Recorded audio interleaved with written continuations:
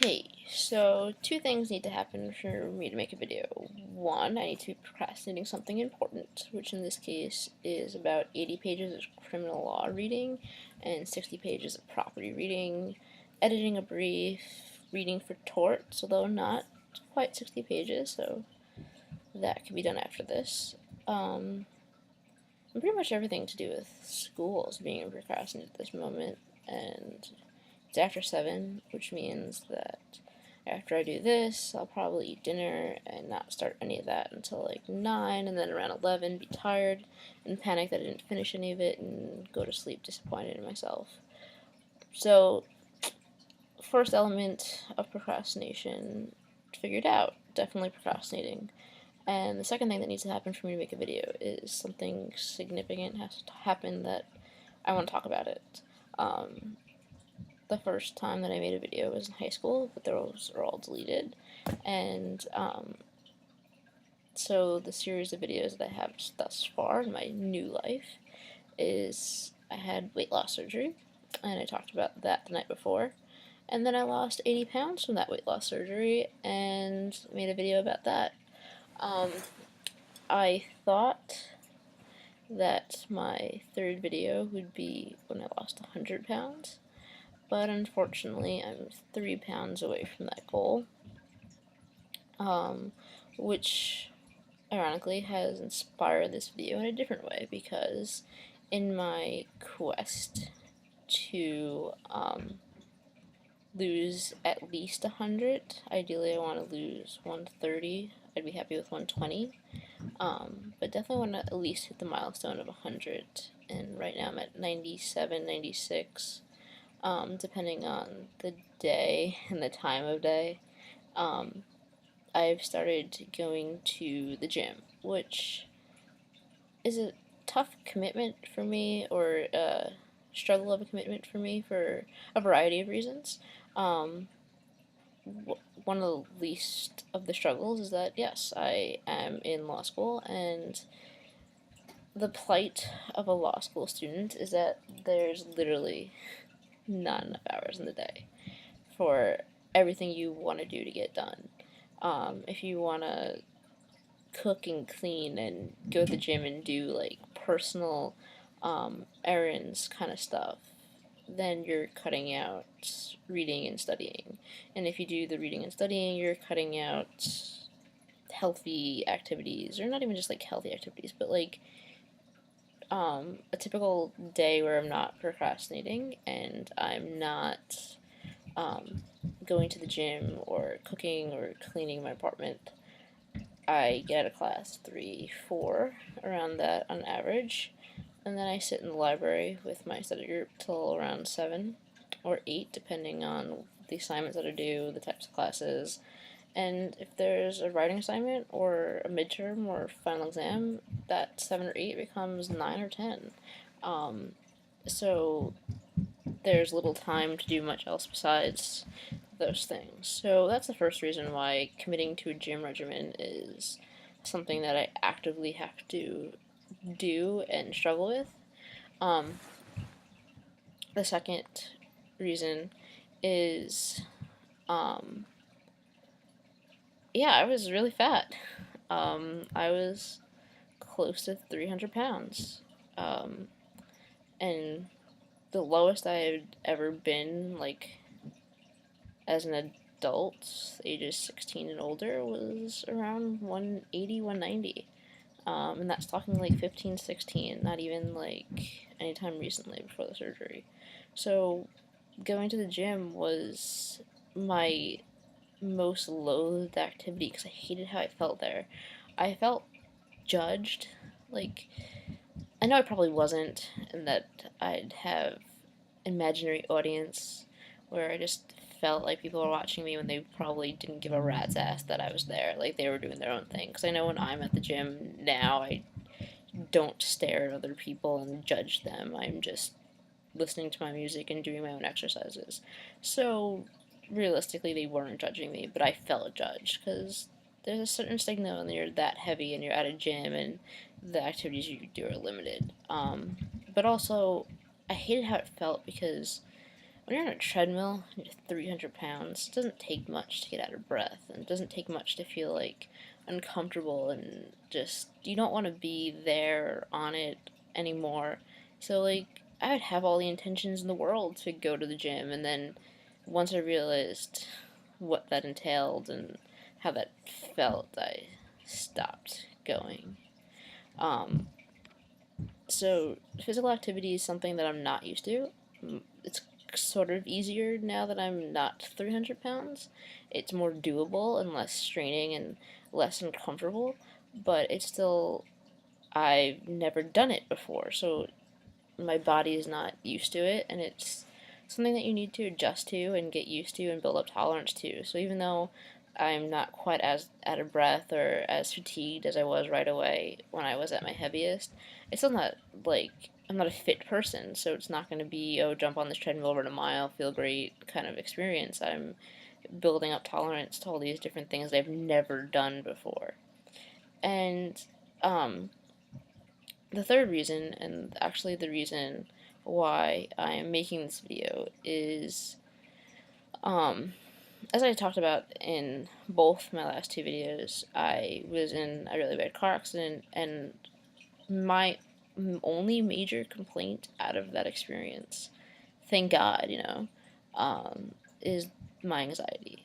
I mean, I was shy and I was an introverted person, so like I had those kind of social anxieties, but um, I never had the type of anxieties as I'm having now, or I had. Like, I'm very grateful to have come from where I was in April 2013 to how far I'll be in this coming April 2015. Like, a totally different person, even if I just isolated the anxiety stuff. Like, a lot has changed and I am a different person, but if you just take the anxiety part of what's changed, that is a completely different person as well. In the last video, I described it as like a roller coaster, and it is. But in 2013, I wasn't leaving my house, I wasn't driving, I wasn't seeing any people or being around more than like 2 to 3 people at a time. I couldn't go places in public, I couldn't sit in the middle of a row, I had to sit on the ends. I was constantly checking my pulse on my phone. I was doing crazy OCD type things, compulsive stuff that was necessary for me to feel calm. And through therapy and through self control and techniques, I've gotten out of that. I have been going to law school parties and being around lots of crowded places. I've obviously been driving. I've been driving at night. I've been driving everywhere. My girlfriend actually lives in Brooklyn, and I'm constantly driving around. Um, so there's a lot of driving going on, and there's a lot of social events going on, and being out. And I could go to a movie and sit in the middle of the row and not think that I'm going to be trapped. However, my anxiety does stop me from doing certain things. And one of the things that it wants to stop me from doing is exercising. Because, especially in 2013 during that summer, um, if my heart rate was 110, I trained myself to think that something was diabolically wrong with me and that I was going to die in a relatively short amount of time. I went to the hospital, to the ER, twice because I thought I was having a heart attack because my heart rate was so high, but it wasn't high at all. It was like 120, 110. I mean, it was that high resting which freaked me out, but that was because I was having a panic attack and not a heart attack. But yeah, I went to the ER twice because I thought I was having a heart attack at the age of 22. So, I have a natural instinct to start panicking when my heart rate reaches a certain level. And going to the gym and exercising, your heart rate's going to be high, and that's the point of exercising and one of the things that you're doing. Um, I have been seeing a personal trainer when I go to the gym because I need somebody to push me. Because on the days that I don't see him, as soon as my heart rate hits a certain level, all I can think about is what that number is, watch it go up and down. I start making it worse because I start panicking, so it goes even higher. And as soon as it starts to go higher, um, I start to freak out and I leave. I don't finish the workout. I don't do the exercises that I do with my trainer, and I just bolt. Just bolt. So I appreciate the days that I'm with him because at least I know that somebody's gonna push me past my limits because he's there. He's telling me what to do. Like, he's very considerate to what I tell him I can and cannot do, and what my limits are when I need to take a break, and just need to collect my anxiety and try to like push it down deep. But the brain is a very powerful thing, and I feel like the people with anxiety know that more than anybody else. Because as soon as you start thinking a certain thing, your body manifests it physically. And it's very incredible that the brain could do this, but at the same time, when you're filled with anxiety and all you're thinking about is chest pains, arm pains, out of breath, vomiting, your body starts doing that. And it's really disheartening because all you want when you're having an anxiety attack is to not feel like that. But the more that you're having this anxiety and focusing on it, the worse it's going to get because your brain is a very powerful thing and it manifests what you're thinking about physically into physical symptoms. And today I was with my trainer and um, he made me do stuff that I probably haven't done since I was like 12 years old and like outside elementary school gym or whatever. Um, and I'm still not a thin person, so like some of these things get my heart rate pretty high. And I'm proud of myself that I did three more exercise, no, two and a half more exercises after that. But in the middle of the third, I started to feel like something was wrong and I needed to get out of there. I stopped the exercise. I looked at my trainer and I said, I can't do this. I need to leave. I need to leave now. Um, I almost ran out of the gym without going to get to my locker, which would have been awkward because everything I owned was in that locker and I couldn't get to my car without my keys or anything or my wallet. Um, but I was so focused of getting out of the situation, the fact that I didn't have anything that I needed to get out of the situation didn't even register. I was about to bolt out the door, and like, I let him know what was going on because, like I said, he's a really nice guy. I've told him about my anxiety, I've told him about my vertigo, and he's been very understanding and working with it, and I appreciate that because once again, stigma is about people like personal trainers or drill sergeants, and it's nice to find somebody who's been a real support for me and very understanding, very calming person. He's not high energy at all, and he's been supportive in what I've been telling him about my limits and all this stuff. So when I was told him what was happening, that I couldn't do the exercise anymore, I needed to just leave. Being the nice guy that he is, he was talking to me about like techniques he uses when his heart rate gets too high when he's exercising and he needs a break and to bring it down. And I had to resist the urge to tell him to shut up because I just wanted him to stop talking. I wanted to get out of there. I wanted to leave and just get out of the situation. Fight or flight, and my body was in total flight mode. It wanted out of that situation, and it makes me so frustrated because obviously I'm making this video so nothing bad happened to me, but I just get to that point where I can't do it anymore. I need to leave. I need to get out of there, and I'm trying to balance this whole like thing of where I want to keep losing the weight. I want to be healthy. I want to be fit. I want to do all that, but at the same time, I'm fighting with myself, and it's hard because I feel disappointed in myself when I leave. But I feel like if I don't leave at that moment, something bad's gonna happen, and it's a hard feeling to ignore and to stop and realize at that moment that nothing's gonna happen to you. Because I always feel like an idiot right after, and I was walking to my car. So what? I left the gym like 30 seconds ago, and I was already texting my girlfriend telling her that I hated myself because of it. Because I sacrificed time that I could have been reading to go to the gym because I made a commitment to myself to go and to keep up all the good hard work I've been doing, and I left in the middle of it. And I know something's better than nothing, but I would like to get a full exercise. And like sometimes, I'm not saying I leave every time. When I'm with him, this is the first time that I've left in the middle of a set. So like, it's not an every time thing, but if I'm not with him, I want to say that I leave more than I stay. And it's just a struggle.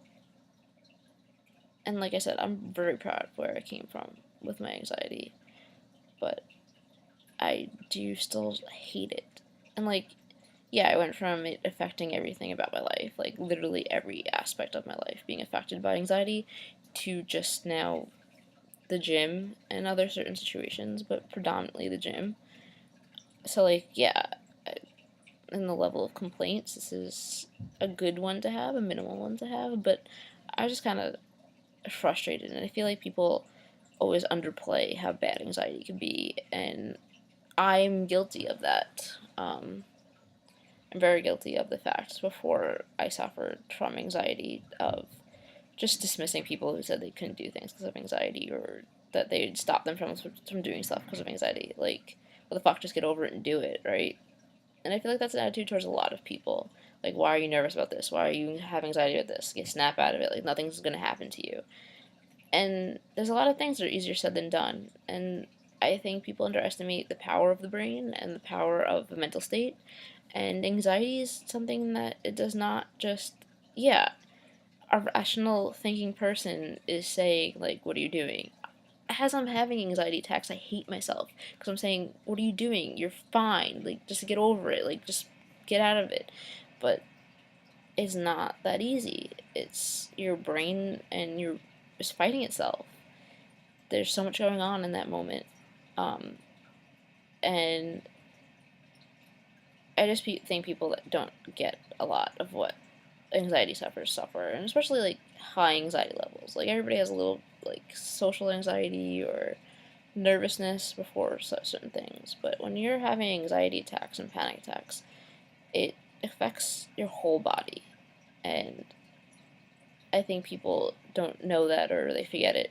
So I like this like running record of myself talking to myself because I know nobody else watches this. Um, and I like to see how I've progressed with weight loss and anxiety and social stuff. But social stuff's okay right now, so there's no need to check in on that. Um, but if anybody does watch this video, um, and you suffer anxiety and you are a gym goer, what are your techniques? What do you do? Because I'm willing to try anything. My friend who works at CVS says they have like this anxiety gum that you chew and it's supposed to like de-stress you. I'm probably gonna go buy a pack because I'm willing to try anything. So if there's any techniques or anything that you guys have tried or know of, like comment it or something, contact me. I'd really like to know because um, time is precious and I don't have time to go to a therapist anymore, and I wish I did. I wish I had the money to go to a therapist because she really helped, but I don't. But I don't want to give up on the gym, and I don't want to give up on myself, and I will get through this because I've gotten through the hard part of my anxiety. I'm a functioning human being, and when it first started, I wasn't. So now, if I could be a functioning human being at the gym, that'd be good. So yeah, if you have any techniques, if you find this video randomly, and you're like, wow, that girl talks to herself a lot. I do. Because sometimes you just need to lay it all out and just get to know yourself through diaries. But this is easier than writing everything. And maybe somebody will see it and they could be like, Dear Amanda, when I go to the gym and I have anxiety attack, I blah blah blah blah. And I'll be like, wow, I wouldn't have known that if I didn't make this video.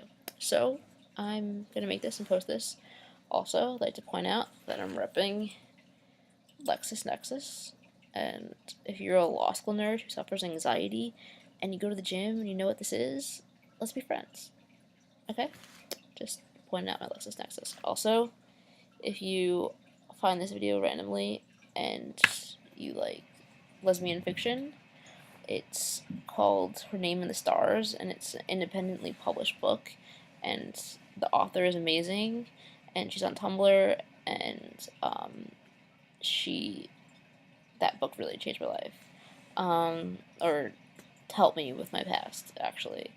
So go buy that and read that, but mainly tell me what your anxiety tips are, because I'd really appreciate them. Alright, thanks, bye!